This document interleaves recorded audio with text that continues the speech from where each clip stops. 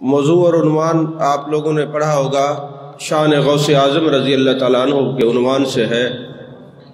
جب سے یہ ربیع الثانی کا مہینہ یہ چاند نظر آیا ہے تو آپ سے عقیدت رکھنے والے، ارادت رکھنے والے، آپ کے محبین مخلصین آپ کی بارگاہ میں ہدیہ تبریک پیش کر رہے ہیں۔ اللہ تبارک و تعالیٰ نے قرآن مجید میں ارشاد فرمایا، انما یخشی اللہ من عبادہ العلماء، بے شک علماء اللہ ہی سے ڈرتے ہیں۔ بعض لوگوں نے اس کا ترجمہ یہ کیا کہ علماء اللہ سے ڈرتے ہیں، تو اس کا مطلب ہے اور کوئی نہیں ڈرتا۔ تو حضور غزالی زمان نے اس کا ترجمہ کیا، فرمایا بے شک علماء اللہ ہی سے ڈرتے ہیں، یعنی کسی اور سے نہیں ڈرتے، صرف اللہ ہی سے ڈرتے ہیں۔ اور علم کا تعلق خشیت سے ہے۔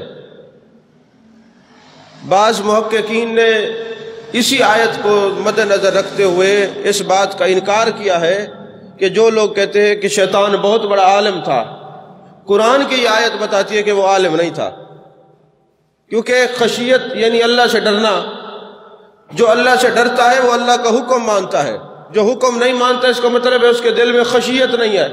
تو اگر شیطان خشیت کا پیکر ہوتا تو اللہ کا حکم مانتا، لہٰذا وہ اللہ سے نہیں ڈرا، اس نے نافرمانی کی ہے، لہٰذا جس نے نافرمانی کی اس کے پاس خشیت نہیں، اور اللہ فرماتے جس کے پاس خشیت نہیں ہے اس کے پاس علم نہیں ہے۔ علم اور خشیت کا جوڑ ہے، علم اور خشیت کا تعلق ہے۔ اگر کسی نے باقاعدہ درس نظامی نہیں کی مگر اللہ سے ڈرتا ہے، قرآن کہتا ہے وہ عالم ہے، اور جو عالم ہے اللہ سے نہیں ڈرتا، قرآن کہتا ہے وہ جاہل ہے، عالم نہیں ہے۔ عالم کی شان یہ جو عالم ہوگا وہ اللہ سے ڈرتا ہوگا۔ یعنی اللہ تبارک و تعالیٰ کا ڈر اور خشیت خداوندی جس کے وجود کے اندر ہے، قرآن کہتا ہے وہ عالم ہے۔ بس سادی سی بات۔ عالم ہونے کے لیے خشیت ضروری ہے اور خشیت کے لیے علم ہونا ضروری ہے، تو لہذا جو کہتا ہے کہ میں عالم ہوں اگر اس کے پاس اللہ کا ڈر ہے تو وہ عالم ہے، اگر ڈر نہیں ہے تو وہ عالم نہیں ہے۔ عالم ہونے کے لیے خشیت لازم ہے۔ تو حضرت غوث الثقلین، غوث سمدانی، قطب ربانی شیخ عبد القادر جیلانی قدس سرہ العزیز بہت بڑے عالم تھے، اتنے بڑے عالم ہیں، عالم ہونے کے باوجود تقریر نہیں کرتے۔ ایک دن میرے آقا علیہ السلام کی زیارت نصیب ہوئی، فرمایا میرے بیٹے عبد القادر لوگوں کو تقریر کیا کرو، خطاب کیا کرو، اللہ کی توحید اور میری رسالت کی باتیں بتایا کرو، دور جو لوگ بھٹکے ہوئے لوگ ہیں، گمراہ لوگوں کو اللہ کے قریب کیا کرو۔ عرض کرنے لگے حضور میں اجمی ہوں، عربی پر فصاحت و بلاغت نہیں۔ میرے آقا نے فرمایا منہ کھولو۔ میرے آقا نے 7 مرتبہ لعاب دہن ڈالا، فرمایا عبد القادر اب گفتگو کیا کرو۔ فرماتے محبوب کا لعاب دہن میرے جسم کے اندر آنا تھا، ہر علوم و عرفان کا میرے دل میں سما جانا تھا۔ پھر جب آپ گفتگو کرتے تو 400 آدمی آپ کی تقریر کو لکھا کرتے تھے، 400 آدمی۔ اور فرماتے ہیں ابھی جانے جانا، جانے کائنات، جانے عالم تشریف لے گئے، پھر ایک اور شخصیت تشریف لائے، انہوں نے فرمایا منہ کھولو۔ میں نے 6 مرتبہ انہوں نے فرمایا منہ کھولو۔ میں نے کہا آپ کا اسم گرامی کیا ہے؟ فرمایا مجھے مولا کائنات حضرت علی کرم اللہ وجہ الکریم کہتے ہیں۔ انہوں نے 6 مرتبہ لعاب ڈالا۔ میں نے کہا حضور میرے آقا کریم صلی اللہ علیہ وسلم نے تو شفقت فرمائی، 7 مرتبہ لعاب دہن ڈالا ہے، آپ نے 6 مرتبہ۔ فرمایا میں نے 6 مرتبہ حضور کی ادب کی وجہ سے ڈالا ہے، کہیں برابری نہ ہو جائے۔ یعنی یہ معمول ہے کہ بعد از وصال بھی برابری سے بچنے کے لیے کوئی عمل نہیں کرتے۔ پھر وہ کیسے امتی ہیں جو نبی کو اپنی برابری کے، اپنے آپ کو نبی کے برابر کہتے ہیں؟ تو حضرت غوث الثقلین خود بہت بڑے مدرس تھے۔ آپ کے مدرسے میں 13 علوم بیک وقت پڑھائے جاتے تھے، جس میں جو ہے وہ صرف ہے، نحو ہے، بلاغت ہے، معقول ہے جی، ہدایہ ہے، منطق ہے، فلسفہ ہے، تفسیر قرآن ہے، اس کے علاوہ تجوید قرآن ہے۔ یہ 13 علوم بیک وقت میرے غوث الثقلین خود پڑھایا کرتے تھے۔ اور آپ بہت بڑے غوث اعظم بھی تھے، محدث اعظم بھی تھے، مفتی اعظم بھی تھے، فقیہ اعظم بھی تھے، محدث اعظم بھی تھے۔ آپ یک وقت محدث بھی تھے، آپ حدیث بھی پڑھاتے، آپ فتویٰ بھی دیتے، اور آپ جناب والا دین کا چوکیدارہ بھی فرماتے۔ آپ ظاہری اور باطنی علوم سے مالا مال تھے۔ ایک مرتبہ ایک سائل بغداد کی سرزمین پر آتا ہے اور سوال کرتا ہے کہ جناب میں نے ایک بات اپنی زبان سے کہہ دی ہے، اب مجھے اس کا حل بتائیں۔ اور بات میں نے کون سی کہہ دی ہے؟ اگر میں کوئی ایسی عبادت نہ کروں جو اس وقت روئے زمین پر کوئی اور نہ کر رہا ہو تو میری بیوی کو 3 طلاق ہے۔ اب یہ سائل سوال لے کر بغداد کی سرزمین پہ آتا ہے، بڑے بڑے علماء اور اکابرین موجود ہیں، سب نے کہا کہ اگر تو نماز پڑھے گا تو ہو سکتا ہے کوئی اس وقت نماز کہیں پڑھ رہا ہو، اور تو روزہ رکھے تو ہو سکتا ہے کوئی بندہ اس وقت روزے سے ہو، تو درود شریف پڑھے تو ہو سکتا ہے کوئی بندہ اس وقت درود پڑھ رہا ہو، تو استغفار پڑھے تو ہو سکتا ہے کوئی اس وقت استغفار پڑھ رہا ہو۔ تو یہ تو بہت عجیب مسئلہ تم نے درپیش کر لیا ہے، تمہیں کیا ضرورت تھی ایسی قسم اٹھانے کی؟ تو لہٰذا اب تو جب تک اس مسئلے کا حل نہیں نکلتا اس وقت تیری بیوی کو 3 طلاقیں ہیں۔ اب وہ بڑا پریشان ہوا، تو کسی نے کہا کہ ظاہر بین علماء اور ہوتے ہیں اور تصوف والی دنیا کے لوگ اور ہوتے ہیں، تم ان کے دامن میں جاؤ، غوث الثقلین با یک وقت محدث بھی ہیں، فقیہ بھی ہیں، مفتی بھی ہیں، سب کچھ ہیں، مفسر قرآن بھی ہیں، تم ان کی خدمت میں جاؤ، وہ حل نکالیں گے۔ اب مجھے بتائیں، اب یہ چھوٹے موٹے مولوی کا کام تو نہیں ہے اس مسئلے کا حل بتانا، اس کے لیے تو پوری دسترس حاصل ہونی چاہیے، تمام علوم عقلیہ نقلیہ پر جب تک پورا کوئی بندہ غالب نہیں ہوگا اس سوال کا جواب نہیں دے سکتا۔ مگر قربان جائیں، غوث الثقلین کے پاس وہ بندہ آیا، آپ نے فرمایا ایسا کرو کہ تم چلے جاؤ حرم شریف میں اور تم باقی لوگوں کا طواف رکوا دو اور خود طواف کر لو، یہ وہ عبادت ہے جو کائنات میں ایک جگہ ہو سکتی ہے، کہیں اور نہیں ہوتی۔ اور جب اس نے جا کے کہا، یہ سائل آیا، رات بھی نہیں اپنے شہر بغداد میں ٹھہرنے دیا، فوراً سائل کا سوال ابھی اس کی زبان سے ختم نہیں ہوا تھا، میرے غوث الثقلین نے جواب دیا، فرمایا طواف باقیوں کا رکوا دو، تم اکیلا طواف کرو، جب تو اکیلا طواف کر رہا ہوگا یہ طواف والی عبادت بیت اللہ میں ہوتی ہے، کائنات میں کہیں اور نہیں ہوتی، روئے زمین پر یہ عبادت تو نے یہ کہا کہ زمین پر کوئی اور عبادت نہ کر رہا ہو تو کوئی اور نہیں کر رہا ہوگا، تو تم جاؤ طواف کرو، یہ عبادت صرف بیت اللہ میں ہوتی ہے، باقی عرب و عجم میں نماز پڑھنے والے ہوں گے، روزہ رکھنے والے ہوں گے، زکوٰۃ دینے والے ہوں گے، کائنات کے سارے اعمال کرنے والے ہوں گے، لیکن طواف کرنے والا تو ایک ہی ہوگا، تیری بیوی بچ جائے گی، تیری بیوی کو طلاق نہیں ہوگی۔ تو حضرت غوث الثقلین، حضرت غوث اعظم حضرت شیخ عبد القادر جیلانی رضی اللہ تعالیٰ عنہ مقلد بھی ہیں، آپ نے تقلید بھی کی ہے۔ آج غیر مقلد کہتے ہیں ہمارے تھے، کس لیے جی وہ رفع الیدین کرتے تھے، میں نے کہا رفع الیدین کرنے والا تمہارا کیسے ہو سکتا ہے؟ ہم کتابوں میں بچوں کو پڑھاتے ہیں نا، خود بھی پڑھا ہے کہ 4 ائمہ برحق ہیں، 4 اہل سنت ہیں، 4 کے ماننے والے جنتی ہیں، 4 کے متبعین مقلدین جنتی ہیں، وہ امام اعظم ہو تب بھی اہل سنت، وہ امام شافعی ہوں تب بھی اہل سنت، وہ امام مالک ہوں تب بھی اہل سنت، وہ امام احمد بن حنبل ہوں تو جب بھی اہل سنت۔ یہ 4 ائمہ برحق ہیں، 4 اہل سنت ہیں، 4 کے مقلدین جو ہے جنتی ہیں، 4 ایک دوسرے کے پیچھے نماز پڑھ سکتے ہیں۔ اور حضرت غوث الثقلین حضرت امام احمد بن حنبل کے پیروکار ہیں، آپ حنبلی ہیں، آپ شریعت میں حضرت امام احمد بن حنبل کے پیروکار ہیں اور طریقت میں حضرت ابو سعید کے مرید ہیں رضی اللہ تعالیٰ عنہ۔ تو یہ تو طریقت میں کسی کے بیعت نہیں ہوتے اور شریعت میں کسی کی تقلید نہیں کرتے، تو ان کا دعویٰ ہی خام ہے، ان کا دعویٰ ہی جو ہے وہ کم علمی اور جہالت پر مبنی ہے۔ یہ کہتے ہیں ہمارے ہیں، وہ تمہارے ہوتے تو کسی کے مقلد نہ ہوتے، وہ تمہارے ہوتے تو طریقت میں بیعت نہ ہوتے۔ غوث اعظم جو ہے وہ تقلید امام احمد بن حنبل کی کر رہے ہیں اور طریقت میں بیعت حضرت ابو سعید کی کر رہے ہیں۔ پتہ چلا جو مقلد ہے وہ سنی ہے، جو طریقت میں بیعت کرنے والا ہے وہ سنی ہے، تو غوث اعظم اہل سنت کے امام ہیں۔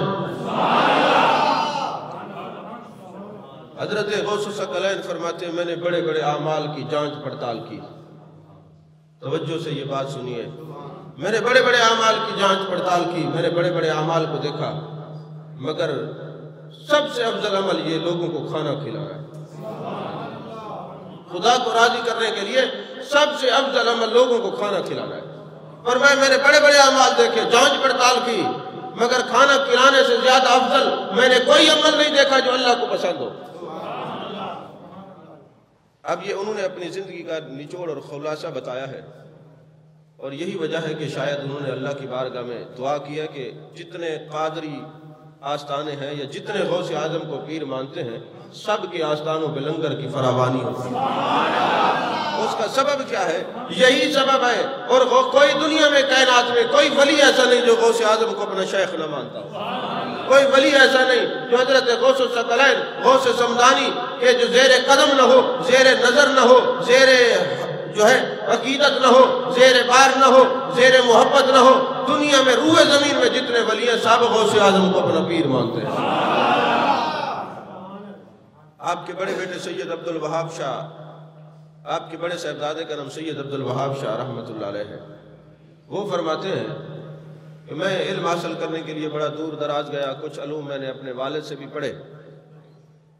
اب ایسا ہوتا ہے کہ جب کوئی بندہ نیا نیا پڑھتا ہے نا تو اس کے دل میں یہ گھمنڈ آتا ہے میں بڑا عالم، میں بڑا زاہد، اور میں بڑا عابد، اور میں بڑا مفتی، میں یہ کر دوں گا، میں نے تو یہ پڑھ رکھا ہے۔ ایسا ہوتا ہے نا جب کچھ عرصہ ہوتا ہے، عمر گزرتی ہے، طبیعت میں جو ہے وہ تھوڑی سی عاجزی اور انکساری آتی ہے، پھر 50 سال کے بعد پھر ختم، 60 سال کے بعد یہ عالم عاجزی اور انکساری کا پیکر بن جاتے ہیں۔ ایسے عمر کے ساتھ طبیعت کے اندر میچور پن آتا ہے۔ تو حضرت سید عبد الوہاب شاہ فرماتے ہیں میں نے جب دیکھا میں غوث سمدانی غوث الثقلین کا بیٹا ہوں اور بہت بڑا عالم ہوں، اور میں جب گفتگو کروں گا تو میں علم کے وہ جو گوہر نایاب مخلوق کو پیش کروں گا کہ لوگ حیرت میں ڈوب جائیں گے اور بڑے حیران ہوں گے۔ تو میں نے اپنے والد صاحب سے عرض کی، میں نے کہا حضور آج جمعۃ المبارک پہ نا مجھے تھوڑی سی تقریر کرنے دیں۔ آپ نے خوشی سے جو ہے اجازت دے دی، اور سید عبد الوہاب شاہ رحمۃ اللہ علیہ فرماتے ہیں میں تقریر پہ شروع ہو گیا۔ اب میرے ذہن میں یہ تھا، میں نے منطق پڑھی، میں نے فلسفہ پڑھا، میں نے بلاغت پڑھی، اور میں نے ہدایہ پڑھی، میں نے فلاں چیز پڑھی، میں نے تفسیر پڑھی، اور میں بڑا فقیہ ہوں اور بہت بڑا محدث ہوں، اور یہ میرے ذہن میں تھی اور میں شروع ہو گیا۔ حیرت کی بات ہے میں کافی دیر تقریر کرتا رہا مگر مخلوق میں کوئی ٹس مس نہ ہوا، جبکہ میرے والد گرامی علیہ رحمہ کی گفتگو میں کئی لوگ آنکھوں سے آنسو شروع ہو جاتے، کئی دنیا سے بھی چلے جاتے، 40 جنازے بھی آپ کی مجلس سے اٹھے۔ لیکن حیرت کی بات تھی کہ میں نے اتنے علوم کے گوہر نایاب لوگوں کے سامنے رکھے لیکن کوئی ٹس سے مس نہ ہوا۔ آخر کار میں نے جب دیکھا کہ کسی پر میری بات اثر نہیں کر رہی تو میں نے گفتگو ختم کر دی، اور لوگوں نے عرض کی حضور غوث الثقلین سے حضور آپ بھی آج جو ہے نا ہمیں مایوس نہ کریں، آپ بھی تھوڑی تقریر کریں۔ جیسے کوئی بڑا عالم بیٹھا ہو نا تو لوگ کہتے ہیں صحیح انہیں نکے نکے تقریر کی تو صحیح مہربانی چیز کرو، چلو ایک گال ہی سناؤ چلو۔ تو صاحب نے کہا حضور چلو تھوڑی سی گفتگو ہو جائے۔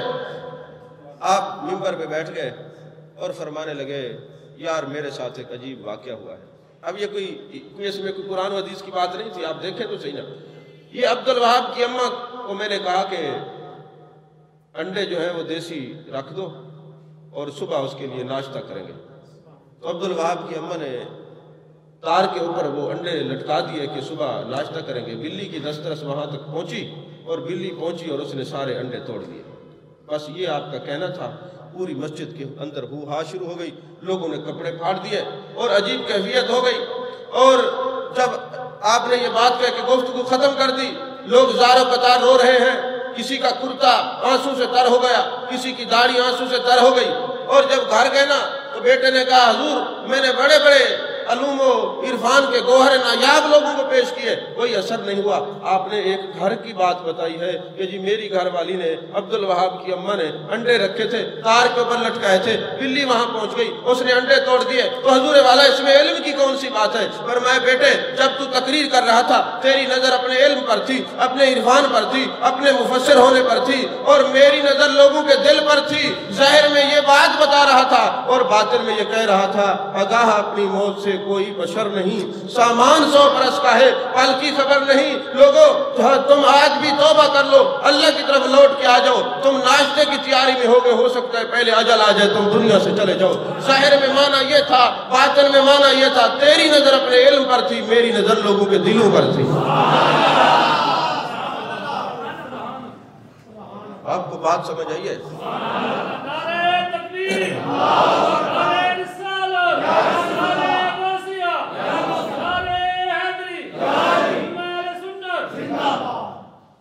فرماتے ہیں اب دیکھو نا تقریر کرنے والے کی نیت ہوتی ہے نا، کئی تقریر کرتے مجھے پیسے آئیں گے، کئی کہتے ہیں ربیع الاول کا سیزن لگے گا گاڑی اپ گریڈ کروں گا، کوئی کہتا ہے مکان لوں گا، کوئی کہتا ہے پلاٹ لوں گا، اور کوئی کہتا ہے نہیں میں لوگوں سے امت کا ٹوٹی ہوئی امت کا تعلق اپنے نبی سے جوڑوں. اب جیسی نیت رکھ کے کوئی گفتگو کرے گا اثر تو ویسے ہوگا نا. نہیں سمجھ آئی بات آپ؟ تو یہی حضرت غوث الثقلین سمجھانا چاہتے تھے کہ لوگوں جب تم لوگوں کے سامنے گفتگو کرو منبر پہ بیٹھو تو تمہارے سامنے لوگوں کے دلوں کی اصلاح ہونی چاہیے کہ یہ جو تعلق ٹوٹا ہوا ہے یہ تعلق ٹوٹنے نہ پائے بلکہ اپنے نبی سے تعلق جڑ جائے اور عشق مصطفیٰ کی سیڑھیاں ساری کراس ہو جائیں. اور آپ کی یہ کرامت ہے کہ آپ کے جسم پر مکھی نہیں بیٹھتی تھی. اور کسی نے سوال کیا حضور آپ کے جسم پہ مکھی کیوں نہیں بیٹھتی؟ آپ نے بڑا خوبصورت جواب دیا. آپ نے فرمایا جہاں شیرہ ہوتا ہے نا مکھیاں وہیں آ کے بیٹھتی ہیں. تو جس جسم کے اندر دنیا کی لالچ اور حرص ہوگی مکھی وہاں آئے گی. ہم نے تو تعلق ہی یار سے بنا رکھا ہے. تو مکھی کا کیا کام ہے؟ یہ آپ کی کرامت ہے. میرے آقا کا بھی یہ معجزہ ہے کہ آپ کے جسم مقدسہ پر مکھی نہیں بیٹھتی تھی. آخر اپنے نانا کا فیضان غوث اعظم نے ہی تو پایا ہے نا. انبیاء کے امام میرے نبی ٹھہرے ہیں اور اولیاء کے امام حضرت غوث جلی ٹھہرے ہیں. اور آپ کا یہ معجزہ ہے, آپ کی یہ کرامت ہے کہ جب آپ گفتگو فرماتے نا تو آپ کے اجتماع میں 30,000 سے 1,30,000 تک بھی لوگ ہو جایا کرتے تھے. اور کئی لوگ آپ کے ملفوظات کو لکھتے تھے. تو آپ کی یہ کرامت تھی. سپیکر تو بعد میں بنائے نا, جیسے آپ کی آواز سامنے والا سنتا تھا ایسے ہی آخر والا سنتا تھا. اور جب آپ مجلس میں بیٹھے ہوتے آپ کے قد و قامت باروب چہرہ اتنا عیاں نظر آتا کہ جیسے سامنے والے پہ اثر ہو رہا ہوتا تھا ایسے دور والے بھی کے اوپر بھی آپ کے چہرے کا روب اسی طرح نمایاں نظر آتا. اور کشف کا عالم یہ ہے کہ کیونکہ آپ بہت بڑے جلالی تھے, باوجود آپ کا جو نام لیتا اس کو تکلیف میں مصیبتوں میں مبتلا ہو جاتا. اور آپ لوگوں کو فرماتے لوگوں بغیر وضو میرا نام نہ لیا کرو, جو وضو کر کے میرا نام لے گا کبھی غریب نہیں ہوگا. اور جب اللہ سے مانگا کرو تو عبد القادر جیلانی کا وسیلہ پیش کیا کرو. اللہ کو منانا ہو تو عبد القادر کا نام لیا کرو, اللہ مان جاتا ہے. سادہ ترجمہ یہ کر دو. حضرت شیخ عبد القادر جیلانی رضی اللہ تعالیٰ عنہ صاحب کشف تھے. آپ کا ایک شاگرد ظہر کے فوراً بعد بلاغت کی کلاس لگتی تھی, علم الکلام کی کلاس لگتی تھی, متکلمین کا جو بحثیں اس پر آپ گفتگو فرمایا کرتے تھے. تو ایک شاگرد سویا تو اس کو احتلام ہو گیا, غسل واجب ہو گیا. اب اس نے سوچا میں غسل کرنے جاؤں گا تو میرے جو غوث الثقلین ناراض ہو جائیں گے, میرے شیخ ناراض ہو جائیں گے, استاد ناراض ہو جائیں گے, لہٰذا یہ تو اللہ اور میرا معاملہ ہے, وہ جانتے تھوڑی ہے. چلو جا کے میں کتاب پڑھ لوں گا پھر جا کے غسل کر لوں گا, دیر ہو گئی تو آپ ناراض ہو جائیں گے. اب وہ کلاس میں کتاب لے کے بیٹھ گیا. جیسے آپ ہے نا جلال سے اس پر نظر پڑی اور میں تجھے شرم نہیں آتی ناپاکی کی حالت میں کتابوں کو ہاتھ لگاتے, وہ بھی دینی کتابوں کو, جا مارا غسل کر کے پھر آ کلاس میں. ایک دن ایک شخص آیا نوجوان, آپ کے ہاتھ پر بیعت ہوا. اب کچھ روحانی کیفیات ایسی ہوتی ہیں کہ ظاہر میں کچھ اور ہوتی ہیں, باطن میں اس کی تعبیرات کچھ اور ہوتی ہیں. یہ اہل نظر اور اہل دل جو ہے, جو کمال رکھنے والے لوگ ہیں, وہ جانتے ہیں. تو ایک بندہ آپ کے ہاتھ پر بیعت ہوا تو جب رات کو سوتا ہے خواب میں 40 مرتبہ اس پر غسل واجب ہوتا ہے. ایک ہی رات میں 40 مرتبہ. اگر کوئی آج کا مرید ہوتا وہ کہتا جی میں تو مرید ہوا تھا, مجھے تو حضور کی زیارت ہونی چاہیے تھی. عجیب معاملہ ہو گیا, میں تو اپنی بیعت توڑتا ہوں. ویسے آج کل تو مرید بھی کاروبار کے لیے ہیں اور پیر بھی کاروبار کے لیے ہیں تقریباً, اللہ ماشاءاللہ قات الرجال ہے, اللہ والے ہیں. جو ابھی تک جو قیامت نہیں ہے اس کا سبب بھی یہی ہے کہ اللہ تعالیٰ کے محبوب نے فرمایا جب تک زمین پر ایک بھی اللہ اللہ کہنے والا ہوگا قیامت نہیں آئے گی. شاید کوئی دکھاوے سے بھی اللہ اللہ کہے تب بھی قبول ہے.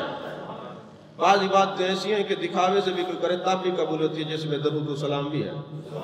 بہرحال آج اپنی مراد کے مرید جو ہے بہت زیادہ ہیں. کام ہو گیا تب بھی بھاگ جاتے ہیں, نہ ہوا تب بھی بھاگ جاتے ہیں, ضرورت پڑی تو آ گیا, نہ آئی تو پھر ان کو کسی سے کوئی غرض نہیں. غوث الثقلین کا عرس کیوں نہ ہو کوئی نہیں جاتا. میلاد النبی سے بڑھ کر اور بڑی مجلس کون سی ہو سکتی ہے مجھے بتائیں. مجالس کی سردار مجلس ہے میلاد کی محفل. جو اپنے نبی کے لیے ٹائم نہیں لگتا, پیر اس کا ماما تو نہیں لگتا. جس کے پاس اپنے نبی جس کا کلمہ پڑھتے اس کے لیے بھی وقت نہیں ہے تو پھر مرشد کے لیے کیا وہ وفا کریں گے. یہ پیری مریدی کی باتیں یہ کسی اور سے جا کے کریں جو پروفیشنل ہیں. ہمیں تو یہ نظر آتا ہے کہ بس اس وقت یقین فرمائیں بعض اوقات ایسی کیفیت ہوتی ہے کتابیں ساری صدقہ کر دیں, تقریریں بند کر دیں, کسی سے نہ ملے. ایسا منافقت کا دورہ ہے. عجیب و غریب دین کی خدمت بھی کرو اور پھر لوگوں کے رویے جو ہے وہ چلنے نہیں دیتے. اس پریشانی کے عالم میں پھر خاموش اس لیے ہو جاتے ہیں کہ لوگوں کے لیے تو نہیں چل رہے، جس کے لیے چل رہے ہیں وہ تو دیکھ رہے ہیں. تو دل میں آتی ہیں باتیں، کیفیات بھی آتی ہیں، دل بھی کرتا ہے کہ بس گوشہ نشینی اختیار کر جائے. رب اور رسول سے بڑھ کے کوئی وفادار نہیں ہے. آج یہ جو لوگوں کو ایک دوسرے کو وفا کے دعوے کرتے ہیں اور محبتوں کے دعوے کرتے ہیں، ایک بات توجہ سے سن لیں، اپنے مرشد، اپنے رب اور اپنے رسول سے بڑھ کر کوئی وفادار ہو ہی نہیں سکتا. بس باقی جتنے رشتے ہیں آپ کیسے وفا کی امید رکھیں گے جب تمہاری زندگی تمہارے لیے وفادار نہیں ہے؟ ابھی ہو سکتا ہے بے وفائی کر کے چھوڑ کے چلی جائے تو مر جاؤ، پھر کیا ہوگا؟ اب وہ مرید بڑا پریشان ہوا کہ میں نے اچھی غوث الثقلین کی بیعت کی ہے اور 40 مرتبہ میرے اوپر غسل واجب ہو گیا. صبح آتے ہیں آپ، صبح کی نماز پڑھ کے بیٹھے ہیں، ابھی اس نے کچھ کہنا چاہا تو آپ نے فرمایا میرے بچے پریشان ہونے کی ضرورت نہیں. جب تو مرید ہونے کے لیے آیا تھا میں نے نگاہ جب لوح محفوظ پہ ڈالی تھی تو 40 زنا تیرے نصیب میں لکھے ہوئے تھے. میں نے دعا کی میرے مالک ہو میرا مرید اور تیرے عبد القادر کا مرید ہو، پھر یہ زنا کرے. اللہ نے حقیقت کے گناہ جو تھے تجھے خواب میں دکھا کر اللہ نے گناہوں سے بچا دیا. یہ نظر ہے میرے پیر، یہ توجہ، یہ عطا ہے حضرت غوث الثقلین حضرت شیخ عبد القادر جیلانی رضی اللہ تعالیٰ عنہ کی. ایک مرتبہ حاجی حج پہ جاتے ہیں تو اب تو بڑی سہولتیں ہو گئی ہیں، تو ایک حاجی حج کرنے جا رہا تھا تو آپ کا بڑا پیارا مرید تھا. اب دوران سفر میں اس کا وقت قریب ہو گیا، نزا کا عالم طاری ہو گیا، فوت ہونے لگ گیا. تو اس نے ایک ابو بکر العمری نامی ایک شخص تھا جو پہلے اونٹ چرایا کرتا تھا، بعد میں وہ بڑے ولایت پر فیض ہوا ہے. تو وہ جو تھا اونٹ کوئی سواری کے وہ رسہ پکڑنے والا تھا جو حاجیوں کے اونٹ لے کے جاتے ہیں. تو آپ کے مرید نے کہا کہ ابو بکر میرا ایک کام کرے گا. ابو بکر العمری اس نے کہا جی بتائیں. کہنے لگا میں قریب المرگ ہوں، میں نے یہ نیت کی تھی کہ جب میں حج سے واپس آؤں گا نا تو اپنے شیخ کی بارگاہ میں یہ چادر اور یہ 10 دینار پیش کروں گا لنگر کے اندر. چونکہ اب میں دنیا سے جانے والا ہوں تو کوئی اور بندہ ہے نہیں، میرے اوپر کیفیت طاری ہے، یہ 10 دینار اور یہ چادر لے جانا اور حضرت غوث الثقلین کی بارگاہ میں ہدیہ کرنا. حضور میں آپ کا مرید تھا، حق ادا نہیں کر سکا، آپ کی خدمت کا حق ادا نہیں ہوا، حضور یہ جاتے ہوئے نذرانہ پیش کر رہا ہوں، یہ قبول فرما لیں. اچھا ان کا اعتبار بھی تھا کہ یہ نذرانے سے اپنی بلڈنگ نہیں بنائے گا، یہ غریبوں میں ہی تقسیم کریں گے، لنگر میں لوگوں کو کھانا کھلا دیں گے. اب وہ جو اونٹ والا تھا اس نے کہا یار 10 دینار بڑی رقم ہوتی ہے، غوث الثقلین کو کس چیز کی کمی ہے؟ جیسے میں نے اپنے قوال کو ایک دفعہ 500 روپے دیا، میں نے کہا داتا صاحب جا رہے ہیں وہاں جا کے نا یہ داتا صاحب کے نام کی خیرات کر دینا. وہ قوال آج بھی زندہ ہے. اس نے وہ 500 روپے نکالا، داتا صاحب کی مزار پہ رکھا اور کہنے لگا جی داتا صاحب یہ ڈاکٹر صاحب کی طرف سے آ گئے آپ کو اور آپ کی طرف سے آ گئے مجھے، جیب میں ڈال لیے. تو ایسی بھی ہے نا. تو اس نے سوچا کہ جناب غوث الثقلین کو کون سی یہ کمی ہے کہ میں اگر یہ 10 دینار نہیں دوں گا، اور وہ کون سا دیکھ رہے ہیں.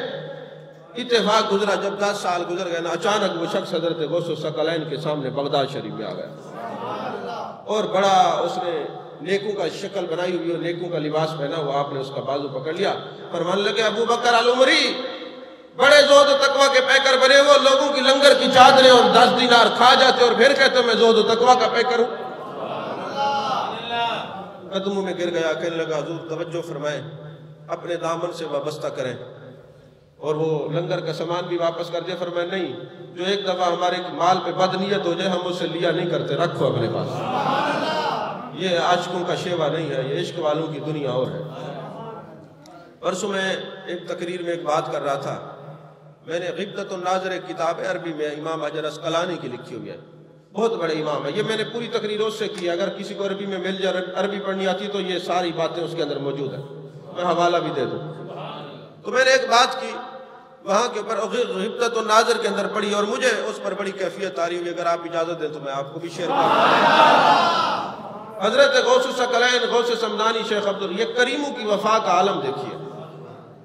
آپ جا رہے تھے رات کو نا گلیوں میں، آپ چلتے پھرتے تھے کہ کسی ضرورت مند کو میری ضرورت نہ ہو، کوئی بھوکا نہ سو رہا ہو، کسی بیوہ کے گھر میں ایسا نہ ہو لنگر ہو، ایسا نہ ہو میں گھر میں سو جاؤں اپنی خانقاہ میں اور میرے ہمسائے بھوکے مر جائیں. آپ گلیوں میں گشت کیا کرتے تھے، رات کو گشت کر رہے تھے تو ایک چور آ گیا سامنے اور آپ کے ساتھ 2-4 مریدین بھی تھے. وہ چور جب آیا نا تو اس نے کہا دیکھا کبھی اتنا قیمتی جبہ پہنا, آپ لباس بڑا قیمتی پہنتے تھے. اس نے آ کے جو آپ نے جبہ پہنا ہوتا یہاں سے پکڑا اور کہنے لگا جی اتاریے اس کو, جیسے ڈاکو پڑ جاتے ہیں, اتاریے اس کو. آپ اس کو دیکھنے لگ گئے, دیکھا اس کی دل کی کیفیت بدلی, مقام ولایت پر پہنچا دیا, ولی بنا دیا اس کو. یہ جو کہتے ہیں نا چوروں کتب بنا دیا, یہ کتب جو ہے اور کتب اور غوث ایک ہوتا ہے. یہ شاعر کی اپنی غلطی ہے. کتب نہیں, پہلے ولی بنتا ہے پھر درجے ہیں کتب اور غوث کے. کتب اور غوث ایک ہی ہوتا ہے. وہ شاعر نے چور سے کتب بنا دیا, چور سے ولی بنتا ہے, کتب نہیں بنتا. کتب تو وہ خود ہے. سمجھ میں آ رہی ہے بات؟ اب یہ اہل علم کو ان درجات کا پتہ ہوتا ہے, ولی کیا ہے, غوث کیا ہے, کتب کیا ہے, ابدال کیا ہے, نقیب کیا ہے, نجیب کیا ہے, اوتاد کیا ہے. یہ درجے ہیں اور حدیث کے اندر یہ باتیں سارے الفاظ موجود ہیں. مشکات شریف میں آپ پڑھیں تو آپ کو پتہ چلے گا ایک ملک میں 40 ابدال رہتے ہیں, اس علاقے میں بھی کوئی ابدال ہوگا, اس کی وجہ سے بارشیں آتی ہیں, اس کی وجہ سے لوگوں کو رزق آتے ہیں, ورنہ عمل کی وجہ سے تو یہ ضائع ہو جائے. ایک بندہ ہوتا ہے ہر علاقے میں. اچھا بہرحال اس نے جناب ایسے پکڑا دامن سے, آپ نے دیکھا ولی بنا دیا, کیفیت بدل گئی, قدموں میں گر گیا, حضور خطا ہوئی تھی. اب وہ ساتھ جو خلیفے تھے انہوں نے کہا حضور عجیب بات ہے, وہ اس نے دامن سے پکڑا, بدتمیزی کی, آپ نے ولی بنا دیا. کہا جو میں کہہ رہا ہوں, جو میں سمجھتا ہوں تم نہیں سمجھتے. ارے دامن عبد القادر کا پکڑے اور پھر گناہگار رہے, یہ عبد القادر سے برداشت نہیں ہوتا. اس کا تو جو مقام ہے, لیکن عبد القادر کے دامن سے کوئی محبت سے چمٹے یا بغض سے چمٹے, ہم اس کو ولی بنا دیتے ہیں. میں آپ سے پوچھتا ہوں, جو چور آئے اور دامن کو پکڑے, آپ اتنا کرم کرتے ہیں, جو محبت کرنے والے دامن سے وابستہ ہیں ان سے کتنا کرم فرمائیں گے؟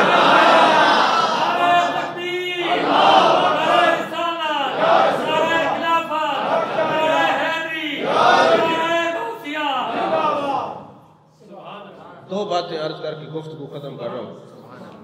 جمعے کا وقت اتنا ہوتا ہے کہ گفتگو شروع کرتے ہیں وقت ہی ختم ہو جاتا ہے. عبد الصمد بن حمام ایک بزرگ ہے, یہ بھی اللہ کے بہت بڑے عالم تھے, علم رکھنے والے تھے, لیکن ان کے دل میں حضرت غوث اعظم کا بغض تھا. یہاں بھی بیٹھتے ان کے خلاف باتیں کرتے. اچھا آپ کو یہ پتہ ہے کہ یہ اللہ کے ولیوں کے لوگ خلاف کیوں ہوتے ہیں؟ حضرت یعقوب چرخی رحمۃ اللہ علیہ نے تفسیر چرخی میرے پاس موجود ہے, آپ دیکھنا چاہیں میں دکھا سکتا ہوں, وہ زیارت کروا سکتا ہوں. نقش بندی سلسلے کے بہت بڑے امام ہیں. حضرت مجدد پاک کے پیشواؤں میں سے آپ کا نام آتا ہے. آپ کی مجلس میں بڑے بڑے اہل علم بیٹھتے تھے. وہ فرماتے ہیں جس بندے سے اللہ پیار کرتا ہے نا, پورا علاقہ اس کے خلاف کر دیتا ہے. اس کا سبب کیا ہے کہ اگر ہو سکتا ہے کہ وہ اہل علاقہ کی محبت میں بیٹھے اور ذکر سے غافل ہو جائے, اللہ سب کو خلاف کر دے, یہ جہاں بھی جائے لوگ اس کے مخالف ہو تاکہ توجہ اس کی میری طرف رہے. اور پھر جب وہ بندہ قبر میں چلا جاتا ہے, سب سے پہلے علاقے والے پچھتاتے ہیں, اوہو ہم نے تو کچھ نہیں سمجھا, دنیا سے چلا گیا, کاش ہم کچھ سمجھ جاتے. یہ بھی اللہ کی ایک حکمت ہے. تو اس لیے جو دین کا کام کریں لوگ خلاف ہو تو ان کو پریشان نہیں ہونا چاہیے, الٹا اللہ کا شکر ادا کرنا چاہیے کہ یہ اس کا پیار ہے. آپ نے دیکھا نا یہ کتا جو ہے یہ ہر ایک کو نہیں بھونکتا, لیکن اگر کوئی مانگنے والا فقیر آ جائے نا تو جب تک وہ گلی نہ چھوڑے کتا اس کو بھونکتا رہتا. اس کا سبب کیا, آپ غور تو کریں, کتابوں میں یہ لکھا ہے اس کا سبب یہ ہے کہ کتا فقیر کو اس لیے بھونکتا, کہتے او بدتمیز تجھے اس بات کا علم نہیں, میرا یہ مجازی مالک ہے جس کے دروازے پہ پڑا ہوں, ٹکڑا دے نہ دے میں در نہیں چھوڑتا, اور تیرا مالک اللہ ہے, اس کو چھوڑ کے در در پہ مانگ رہے, شرم نہیں آتی تجھے؟ اس لیے کتا اس فقیر کو نکال کے گلی سے باہر بھگا دیتا ہے, بھونکتا رہتا ہے جب تک وہ فقیر نکلے. عزیزان محترم, تو یہ عبد الصمد بن حمام جو تھے وہ غوث الثقلین کے بڑے مخالف تھے, باتیں کرتے تھے. اچھا آپ نے نا پیر اور جمعرات کا دن رکھا ہوا تھا, لوگوں کو خطاب کیا کرتے تھے. پیر اور جمعرات کو یہ صوفیاء کے خانقاہوں پہ ذکر کیوں ہوتا ہے پتہ ہے آپ کو؟ اس لیے کہ پیر اور جمعرات کو ہر امتی کے اعمال حضور کی بارگاہ میں پیش آتے ہیں. اور حضرت عبداللہ بن مسعود بخاری شریف میں ہے کہ جمعرات کا دن درس قرآن دیا کرتے تھے کہ جب ہم اس مشغلے میں ہوں, یہ سارے لوگ اکٹھے ہوئے, اس میں کوئی تو اللہ والا ہوگا جو محبوب کا مقرب ہوگا, اس کی وجہ سے سب کے اعمال قبول ہو جائیں گے. اس لیے پیر اور جمعرات کو ذکر کے حلقے ہوتے ہیں کہ محبوب کی بارگاہ میں اعمال جو جائیں تو ہم ذکر کی حالت میں ہوں. تو وہ عبد الصمد بن حمام وہ جناب والا آئے تو انہوں نے کال کا تھا, ان کو پتہ نہیں تھا کہ ذکر کی مجلس ہو رہی ہے. اب ایسا ہوتا ہے نا، بعض اوقات لوگ ہمیں ملنے کے لیے آتے، آگے پروگرام ہوتا ہے، عرس ہوتا ہے، وہ پہنچ جاتے ہیں، نہ جا سکتے ہیں، وہ بڑے پچھتاتے ہیں کہ آتے ہی نہ کہ گئے ہیں، تو آگے تو مجلس لگی ہوئی تھی۔ اور کئی لوگ آتے ہیں نا ملنے کے لیے، کوئی دنیا کا کام ہو نا، سفارش کرانی ہو، اچھا یہ لوگوں کی عادت یہ بنی ہوئی ہے، ایک کام بھی ان کا ہے، پھر بار بار ٹائم دیکھیں گے، پتہ نہیں کیڑے والے تقریر مکیسر گال کرے ایسا تو کچھ لے آؤ، دنیا کا کام لے کے آئیں گے، پھر کہیں گے پتہ نہیں کب مجلس ختم ہوگی، ہم نے یہ سفارش کروانی ہے۔ آپ جمعے والے دن آ کے تماشا دیکھ لیا کریں کہ دنیا داروں کے فرشتے لے کے آتے ہیں جو ہم نے چھوڑ رکھے، پھر وہی مانگنے کے لیے ہمارے پاس آتے ہیں۔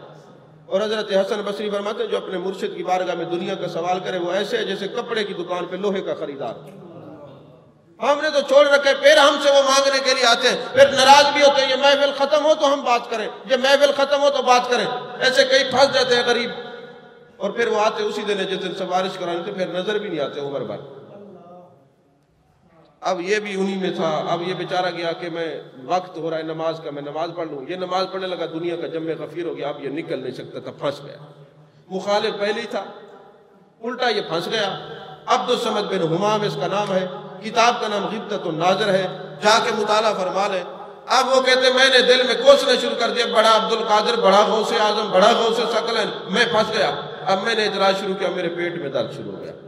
اب میں پھنسا ہوا ایسا تھا کہ وہاں بیٹھتا ہوں تو پیٹ پھٹتا ہے، اٹھتا ہوں تو کپڑے خراب ہوتے ہیں، میں بڑا پریشان ہوا۔ اب میں پریشانی کے عالم میں نے کہا اگر تو غوث ہے بھی صحیح تو آج کرم کرنا، لگ جائے پتہ تو ولی ہے۔ کہتے میں نے یہ سوچا، آپ اپنے ممبر سے اٹھے، میرے سر پہ ہاتھ رکھ دیا، میرے سر پہ ہاتھ رکھنا تھا۔ میں نے جنگل میں اپنے آپ کو تنہا پایا، وہاں پانی کا ایک چشمہ لگا ہوا تھا، میں رفع حاجت سے فارغ ہوا اور میں نے وہاں سے وضو کیا، اور جب وضو کر کے میں فارغ ہوا میری طبیعت حشاش بشاش ہو گئی۔ اب میری جب آنکھ وہ کھلی تو غوث اعظم نے سر پہ ہاتھ رکھا اور میں نے وضو کیا، میرے کپڑے بھی گیلے ہیں اور پتہ چلتا ہے میں بالکل ابھی رفع حاجت سے فارغ ہو کے آیا ہوں۔ یہ آپ کی کرامت۔ اچھا کہتے ہیں میں مان گیا، میں نے کہا اتنا تصرف ہے، وقت کو تقریر بھی کر رہے ہیں، لوگوں کو نظر آ رہے ہیں، تقریر کریں، اٹھ کے ممبر سے میرے سر پہ ہاتھ رکھا اور مجھے کہاں سے کہاں پہنچا دیا، میرا تازہ وضو کروا کے بلکہ ایمان کو تازہ کر کے مجھے بٹھا دیا۔ اچھا میں گھر کی چابیوں کا ایک گچھا بنا کے جیب میں رکھتا تھا، اب وہاں جہاں گیا تھا نا وضو کرنے تو وہاں چھوٹی سی نہر تھی، چشمہ تھا، وہاں میں چابیوں کا وہ گچھا بھول آیا۔ میں بعد میں تلاش کرتا رہا، چابیاں نہ ملی تو میں نے چابیاں اور بنوا لی۔ اتفاق سے کچھ دن گزرے، ہم سفر کے لیے جا رہے تھے، تجارت کے لیے، تو ایک جگہ گئے، جگہ بڑی خوبصورت وادی تھی، چشمے لگے ہوئے تھے، تو ساتھیوں نے کہا یہاں ٹھہر جاتے ہیں آرام کر کے پھر اگلا سفر کر کے۔ میں نے دیکھا یہ تو وہی جگہ ہے جہاں غوث اعظم نے مجھے وضو کروایا تھا، اور جس جگہ میں وضو کر کے آیا تھا اس جگہ پہ گیا تو وہ میرا چابیوں کا وہ گچھا بھی وہیں پڑا ہوا تھا۔ میں نے کہا عبد القادر جیلانی، آپ فرماتے قدمی حاضی علی رقبۃ کل ولی اللہ، ہر ولی کے کندھے پر میرا قدم ہے۔ عبد القادر میری آنکھ پہ بھی تیرا قدم ہے، میرے سر پہ بھی تیرا قدم ہے، میرے دل پر بھی تیرا قدم ہے۔ ایک اور میرے پیر نے طریقہ بتایا کہ جہاں کہیں ولی کی زیارت کو جاؤ تو کیسے جاؤ، یہ بات عرض کر کے گفتگو ختم کر رہا ہوں۔ ابھی پیسے 5 منٹ رہتے ہیں میرے وقت میں سے، آپ کا ٹائم میں ضائع نہیں کرتا، ٹائم کا بڑا پابند ہوں الحمدللہ آپ کی دعاؤں سے۔ اور پتہ ہے نا وال مندے کٹ دے ہوتے تقریر کی تھی کیا کرتا تمہاری آدمی دی تو واقف ہے۔ اچھا تو حضرت غوث ثقلین طالب علمی کا زمانہ ہے، فرماتے ہیں کہ جس مدرسے میں پڑھتا تھا ہم 3 طالب علم تھے، ایک کا نام تھا عبداللہ تمیمی اور ایک کا نام تھا ابن سقار اور تیسرا میں تھا۔ پتہ چلا کہ ایک بزرگ ہیں جن کو لوگ غوث کہتے ہیں اور بہت بڑے ولی ہیں، ان کی زیارت کے لیے جائیں۔ ابھی آپ اس بات کو اچھی طرح سمجھتے ہوں گے کہ جب اکٹھے ہو کے لوگ جاتے ہیں نا دنیا دار کسی پیر فقیر کے پاس، کسی اللہ والے کے پاس، اب وہ راستے میں کہتے ہیں اے تو کہ کرن میں دبائیں، وہ دے یار بال نہیں چلے دعا کر ویسے تو نوکری لگ دی، اور تو کہ دوستے میں دبائیں پرچہ تھی گئے یار کچھ ایسے چوگلو سفارش کر ویسوں کہیں جج کو آخرے سے، ایسا ہوتا ہے نا۔ اب یہ تینوں کلاس فیلو سفر کر رہے ہیں، راستے میں بات چل پڑی کس لیے جا رہے ہیں، تو جو عبداللہ تمیمی تھا اس نے کہا میں جا کے دیکھوں گا کہ جو میں ان سے سوال کرتا ہوں میرا جواب بھی دیتے ہیں کہ نہیں دیتے، یہ ہے بید بھی لیکن تھوڑی ہے۔ ابن سقا سے پوچھا تو کس لیے، اکے مان کے دیکھ سا ولی ہے یا کہنا ہی میں ڈرامے باز نہ ہوئے۔ اگر کسی کو کوئی پیر صاحب چائے نہ پلائے نا تو فوراً لوگ ولایت سے فارغ ہو جاتے کر دیتے ہیں۔ ہمارے پاس حلقہ لگتا ہے نا ہر جمعے کو، تو کبھی ایسا ہوتا تھا طبیعت اکثر میری خراب رہتی ہے تو میں محفل سے اٹھ کے اندر چلا جاتا تھوڑا کھانے کے لیے.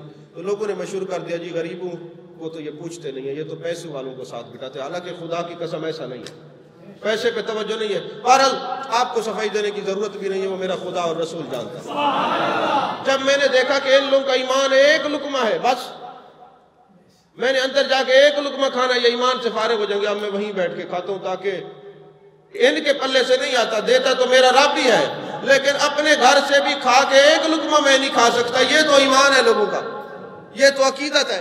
یہ تاکہ ایک جگہ میں تقریر کرنے کے لیے گیا میرا شریف کے اندر, تو اس وقت میں نے ویکسین تازی لگوائی ہوئی تھی کینسر کی, اور وہ اتنی سخت ہوتی ہے اللہ تعالیٰ کسی دشمن کو بھی یہ تکلیف نہ دیتا. تو وہ ویکسین کے بعد ہر 5 منٹ کے بعد پانی کی ضرورت پڑتی ہے, اور میں نے ایک رات پہلے لگوا کے لاہور سے شوکت خانم سے میرا شریف پنڈی گیا تقریر کرنے کے لیے. اور ظاہر سی بات ہے جب میں تقریر کر رہا تھا تو گلا خشک ہو جاتا ہے. اب وہ جو پیر صاحب ہے میرے دوست قبلہ فاروق صاحب بار بار اپنے خادم کو اشارہ کرتے پانی پیش کرو. ان کو پتہ تھا ویکسین لگی ہوئی ہے, لیکن آپ یقین فرمائیں کھڑے ہو کے پانی پینا بھی ضرورت کے ساتھ جائز ہے, بیٹھ کے پینا بھی جائز ہے, دونوں سنت محبوب سے ثابت ہے. اگر میں اس پوزیشن میں تھا کہ بیٹھتا پانی پیتا تو کھڑا نہ ہو سکتا, کھڑے ہو کے تقریر کر رہا تھا, ڈیسک سامنے رکھا ہوا تھا اس کا آسرا لے کے. اور اگر میں کھڑے پیتا تو وہ 70,000 بندہ جو تقریر سن رہا تھا فوراً ہی کہتا لو جی اے فارغ. انہوں نے تو ہم نے تو یہ سنا ہے جو ایک سنت کا تارک ہو وہ اللہ کا دوست کیسے ہو سکتا ہے. انہوں نے بس ڈگریوں کا بوجھ اٹھایا ہوا ہے, کچھ بھی نہیں ہے, ڈٹھے میں کھڑے تھے کہ پانی پینے پر. آپ یقین کریں میں نے 1 گھنٹہ پورا کھڑے ہو کے تقریر کی, پانی اس لیے نہیں پیا کہ میں نے 1 گھونٹ پینا ان کا ایمان چلے جانا, میرا 1 گھونٹ اور ان کا ایمان برابر ہے, لہٰذا بہتر ہے پانی نہ پیو, اپنی تکلیف برداشت کرو, ان کے ایمان بچا رہے, ان کی حفاظت رہے. یہ حالتیں ہیں لوگوں کی, یہ کیفیات ہیں. اب جناب والا ابن عبداللہ تمیمی نے کہا میں دیکھتا ہوں کوئی شے پلے بھی ہے کہ نہیں, کوئی بزرگ بھی ہے کہ ایسے تماشا بنایا ہوا ہے. اب میں آپ سے پوچھتا ہوں, میرے آقا فرماتے ہیں اولیائی تحت قبائی لا یعرفہم غیری, اولیاء میری چادر میں دامن میں چھپے ہوئے ہیں, میرے سوا ان کو کوئی نہیں پہچانتا. یارو اگر جب آپ کو پتہ چل جاتا ہے اس ولی کا مقام کیا تو پھر تو آپ کا مرید ہونا چاہیے. آپ اتنے درجے پر فائز ہیں, اور پھر آپ کو مرید ہونے کی یا ولی کے پاس جانے کی ضرورت کیا ہے, آپ تو خود اہل نظر ہیں, لوگوں کو پہچان لیتے ہیں یہ کس درجے کے ہیں. اب میرے آقا نے فرمایا میرے ولی تو میرے دامن میں چھپے ہوئے, میرے سوا ان کو پہچانتا کوئی نہیں. آپ نے کیسے پہچان لیا اس کا درجہ ہے کہ نہیں؟ سمجھ آ رہی ہے بات آپ کو؟ اب یہی معاملہ تھا, انہوں نے کہا جناب جا کے پتہ کرتے ولی ہیں کہ نہیں ہے. حضرت غوث پاک نے فرمایا نہیں, تم نے سوال کرنے ہیں, اس نے ولایت چیک کرنی ہے, میں نے صرف زیارت کرنی ہے. اللہ کا بندہ ہے, اللہ کے بندے کی زیارت کے لیے جاؤ تو اللہ خوش ہو جاتا ہے. میں اللہ کو خوش کرنے کے لیے جا رہا ہوں. اب جب وہاں پہنچے تو وہ جو وہ بزرگ تھے, بڑے جلالی بزرگ تھے, وہ آتے ہی کہتے اے عبداللہ تمیمی تو نے کیا کہا ہے ولی ہے کہ نہیں, سن لے, تو بہت بڑا عالم بنے گا, مناظر بنے گا, بڑا فقیہ بنے گا, لیکن تیرا خاتمہ کفر پر ہوگا, کیونکہ تو نے ایک ولی کی توہین کی ہے. اور تو نے نہیں سنا میرے آقا نے فرمایا من عاد علی ولی فقط آذنتہ بالحرب, جو میرے ولی سے بغض رکھے گا میں اس کے ساتھ اعلان جنگ کرتا ہوں, تیرا خاتمہ کفر پر ہوگا. اے عبداللہ تمیمی تو اوقاف کا وزیر بنے گا, دولت تیری کان کی لو تک آئے گی, لیکن مرتے وقت پھر تجھے کلمہ نصیب ہو جائے گا, تیری بے ادبی کم ہے. پھر حضرت غوث الثقلین کو دیکھا, فرمایا عبد القادر جیلانی تو صرف اس نیت سے آئے کہ میں اللہ کے ولی کی زیارت کے لیے جا رہا ہوں, اس لیے جا رہا ہوں کہ اللہ خوش ہو جائے گا. سن لے بغداد کی جامع مسجد ہوگی, جمعے کا دن ہوگا, ہزاروں کا اجتماع ہوگا, اور تم منبر پہ بیٹھ کے کہہ رہا ہوگا قدمی ھذہ علی رقبۃ کل ولی اللہ, ہر ولی کے کندھے پر میرا قدم ہے. عرب و عجم والے, زمین و آسمان والے جتنے اللہ کے ولی ہیں تیرا فرمان سنیں گے اور سارے سر جھکا دیں گے. تو حضرت شیخ عبد القادر جیلانی نے ہمیں تعلیم دی, اللہ کے ولیوں کی زیارت کے لیے جاؤ, امتحان لینے کے لیے نہ جاؤ. اس لیے جاؤ کہ ہم جائیں گے تو اللہ اور اس کے رسول خوش ہو جائیں گے.